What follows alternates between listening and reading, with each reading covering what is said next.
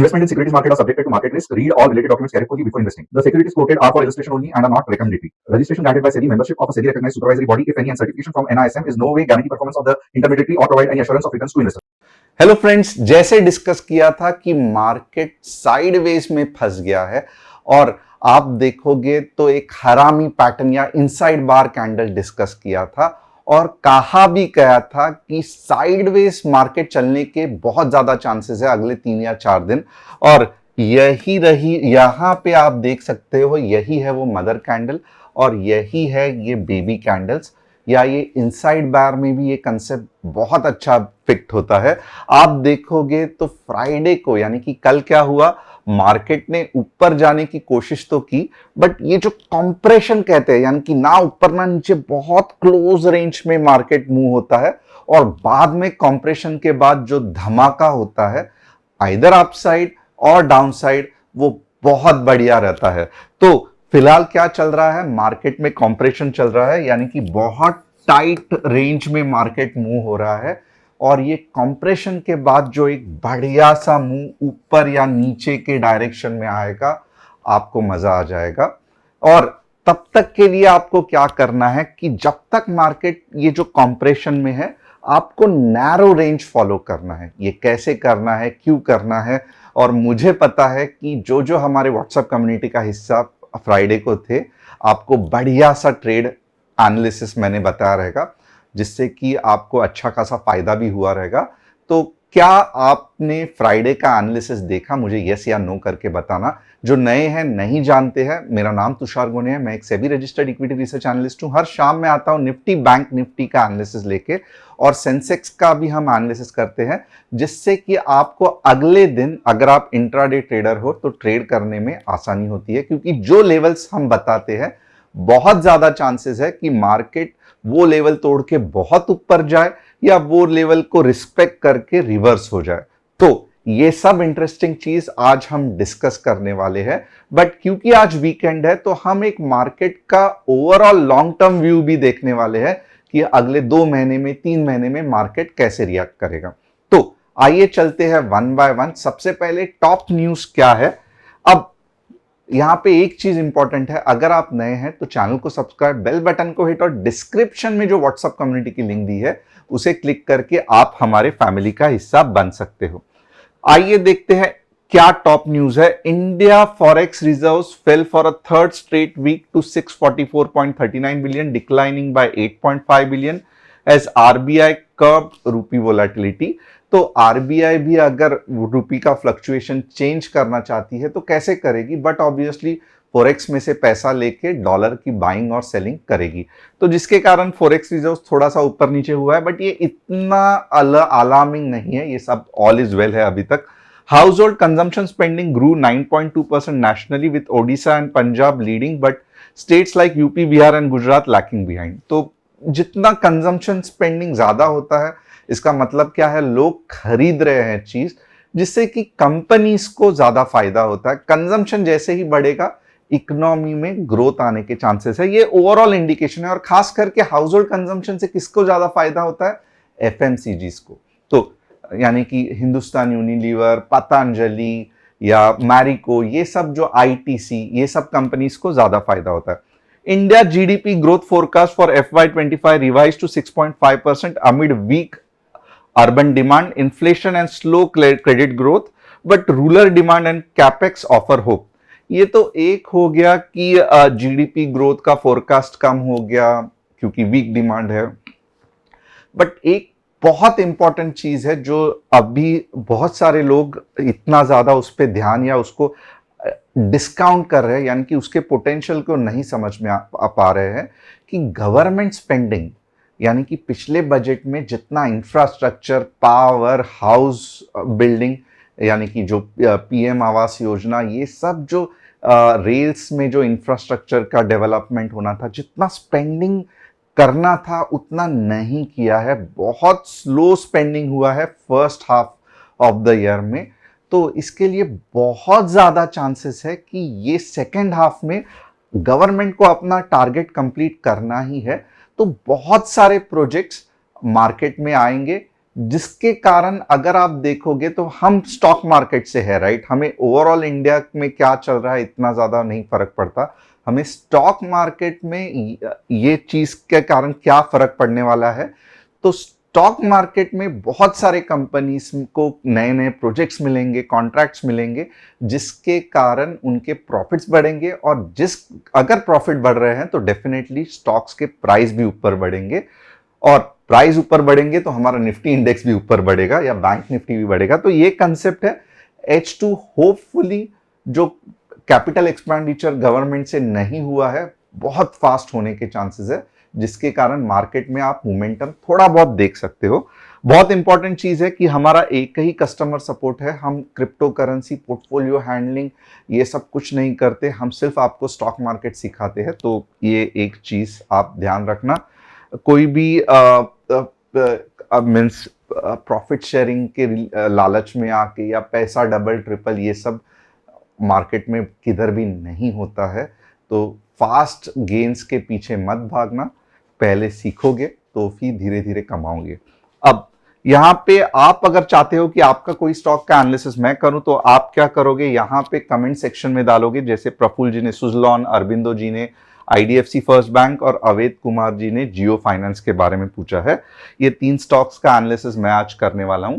देखते हैं weekly chart में मार्केट क्या कह रहा है। अब आप यहां पे एक सोचने जैसी चीज है, राइट, आप इमेजिन करो कि एक कंसेप्ट बताता हूं और फिर आप मुझे बताना कि क्या हो रहा है। एक बड़ा सा फॉर एग्जांपल रेड कैंडल आ गया है, यानी कि बहुत सारे सेलर्स ने माल या स्टॉक्स बेचना चालू कर दिया है। अब इसके बाद बट ऑब्वियसली क्या होना है कि बहुत सारे सेलर्स हैं, तो इनका माल अभी भी हम अज्यूम कर रहे हैं कि अभी भी इनके पास स्टॉक्स बेचने के लिए कुछ बचा रहेगा, राइट। तो फिर क्या होता है, ये जो मोमेंटम है यानी कि ये जो जोर है सेलिंग का, ये एक कैंडल में रुकता नहीं है, इसके बाद में ज्यादा से ज्यादा थोड़ा सा न्यूट्रल कैंडल बनता है, उसके बाद में वापस सेलिंग चालू होता है। तो ऐसे कर करके ये कहां पे जाके रुकता है, कुछ ऐसे पॉइंट पे जहां पे स्ट्रॉन्ग सपोर्ट है या जहां पे बायर्स बैठे हुए हैं, जो ये जो सेलिंग है उसको रोक के वापस बाइंग मार्केट में लेके आए। इतना तो समझ में आ रहा है? अगर समझ में आ रहा है तो यस करके लिखना। अब सेम सिचुएशन मैं आपको यहां पे बताता हूं कि ये देखिए, जबरदस्त सेलिंग, एक जबरदस्त सेलिंग के बाद ज्यादा से ज्यादा एक न्यूट्रल कैंडल। न्यूट्रल कैंडल का मतलब क्या है कि बायर्स है बट इतने वीक है वो मार्केट को रिवर्स नहीं कर पा रहे हैं, जस्ट टेम्परवरीली मार्केट को रोक रहे हैं, मार्केट को रिवर्स नहीं कर पा रहे हैं, जस्ट टेम्परवरीली मार्केट को रोक रहे हैं। और उसके बाद वापस एक बड़ा फ्लो, वापस बायर्स वीक है, मार्केट को रोक नहीं पा रहे हैं, टेम्परवरीली रिवर्स नहीं कर पा रहे, टेम्परवरीली डाउनफॉल को रोक रहे हैं, वापस एक बढ़िया सा ये, और यहां पे आप देखोगे तो एक बढ़िया सी कैंडल आई जो मार्केट को एटलीस्ट ये पॉइंट तक लेके गई। अब ये कंसेप्ट आपको समझ में आया, राइट। अब यहां पे अगर आप देखोगे एक बढ़िया सी रेड कैंडल, बट यहां पे ये जो ग्रीन कैंडल है, यहां पे आप देखोगे रेड कैंडल थी, यहां पे ग्रीन कैंडल है। तो मेरा ये मानना है कि बायर्स के पास थोड़ा तो स्ट्रेंथ है। अब यहां पे आप ऑब्जर्व करना, बायर्स क्यों वीक थे और सेलर्स क्यों पावरफुल थे।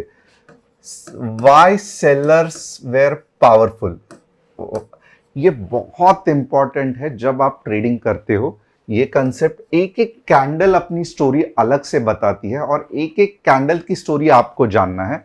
यहां पे मैं आपको वाई सेलर्स आर पावरफुल, अब मैं आपको 3 ऑप्शन दूंगा, ये पॉइंट पे क्यों सेलर्स पावरफुल है, राइट। ये पॉइंट पे। अब इसका मैं आपको रीजन बता रहा हूं, आप मुझे बताइए करेक्ट रीजन क्या है।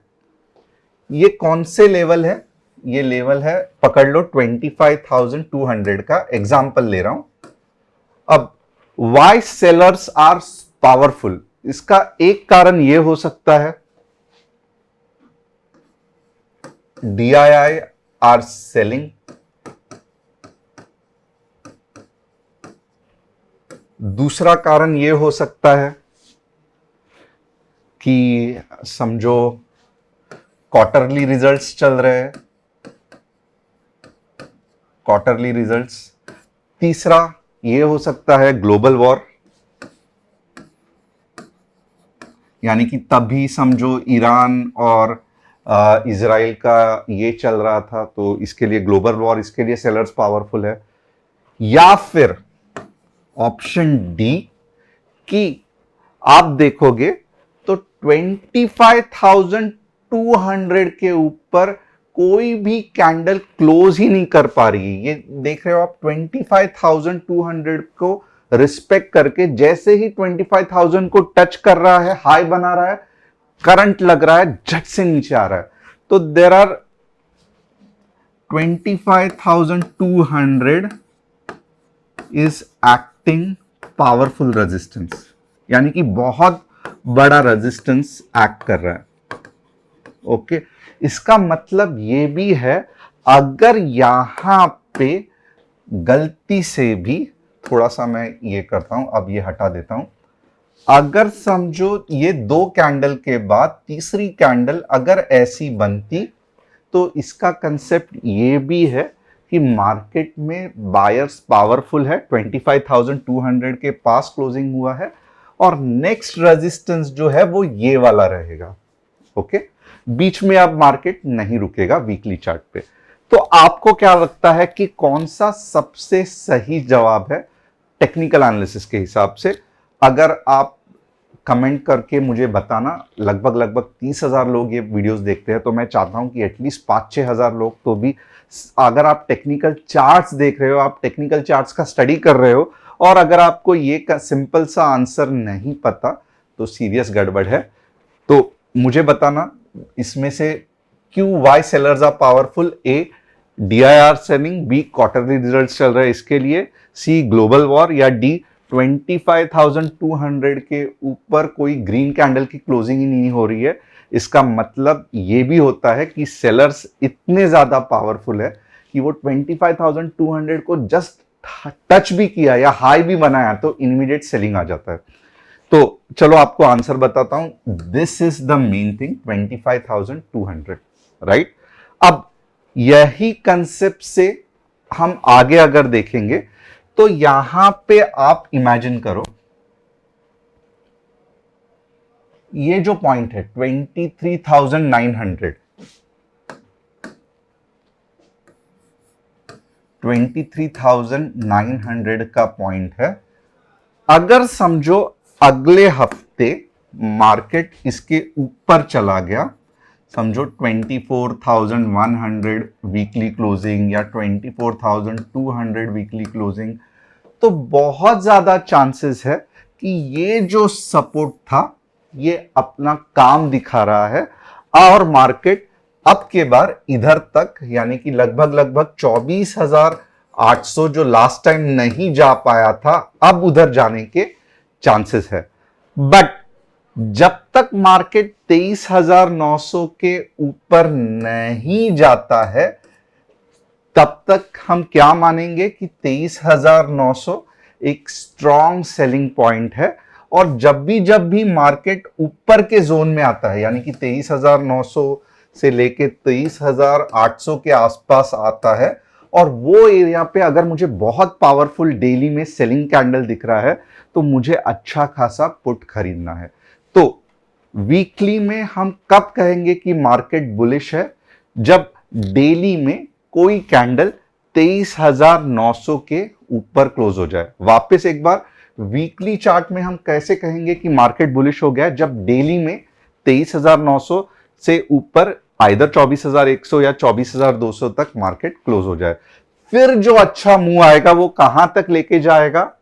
24,800 तक। तो ये एक छोटा सा कंसेप्ट था जिसको यहां पे भी देखोगे आप, नहीं डेली क्लोजिंग अबाउ दिस ये हो रही है और उसके बाद क्या हो गया, नीचे चला गया।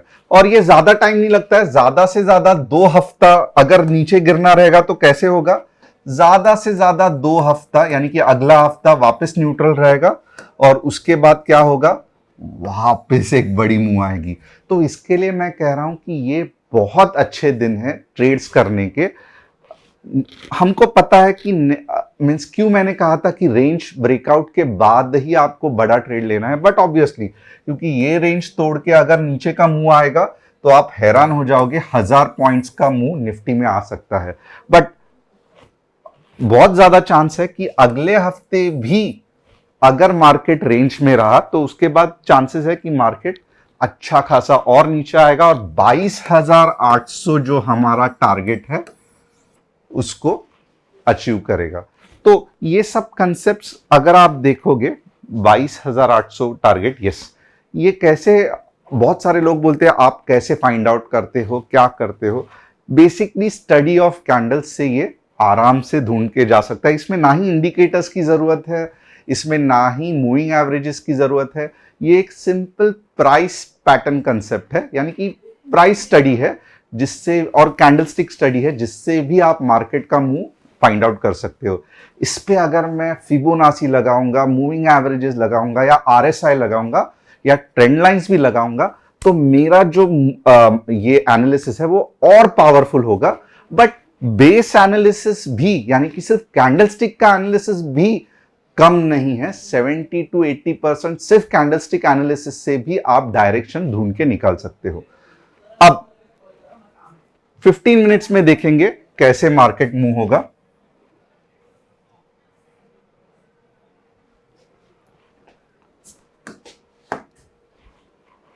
यहां पे आप देखोगे ना कि सबसे पहला बहुत सिंपल है, और ऑफ कोर्स क्योंकि साइड में मार्केट है तो आपको ज्यादा बड़े लॉट्स नहीं लेने हैं, क्योंकि मैंने आपको वीकली में बताया रीजन क्या है, कौन से लेवल के बाद आपको बड़े लॉट्स लेने हैं जिससे कि आपको 1000 पॉइंट्स नीचे का या ऊपर के बड़े मूव मिल सकता है, ऊपर 600 या नीचे 1000, नीचे 500 800 600 700 पॉइंट्स। अब ये हम क्योंकि रेंज में ट्रेड कर रहे हैं तो बहुत संभाल के रहना पड़ेगा।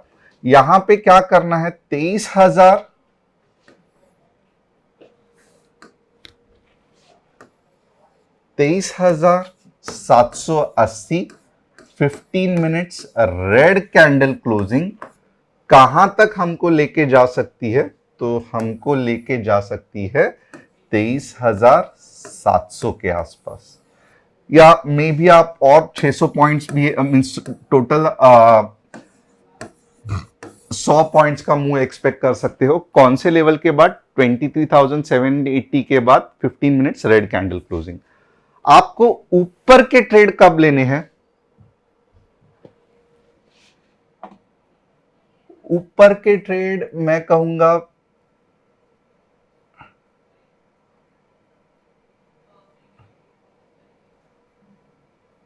रिस्की है, बट कम लॉट्स में आप ट्रेड करने वाले हो तो ज्यादा इशू नहीं है।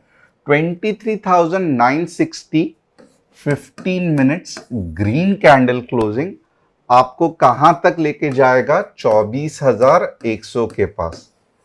तो ये अपसाइड हो गया कम लॉट्स के साथ, क्योंकि अभी भी आप देखोगे तो मार्केट साइडवेज ज्यादा जा रहा है। तो ये रेंज में हम ट्रेड करना चाहते हैं, फिलहाल के लिए नीचे के डायरेक्शन में यहां तक का ही मूव कैप्चर करना चाहते हैं, ऊपर के डायरेक्शन में ये जो रेजिस्टेंस है उस तक का, बट रिस्की है, still we are taking our best shot. अब बैंक निफ्टी में देखते हैं कि मार्केट कैसे रिएक्ट, सेंसेक्स में देखते हैं मार्केट कैसे रिएक्ट करेगा 15 मिनट्स के चार्ट में।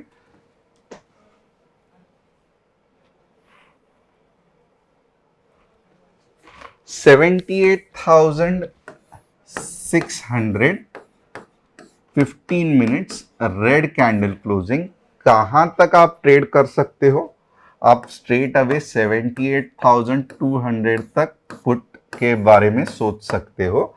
और ऊपर के लेवल्स क्या रहेंगे, मैं कहूंगा 79K 15 minutes green candle closing straight away आपको 79,200 के आसपास लेके जाएगा। तो ये हो गया सेंसेक्स।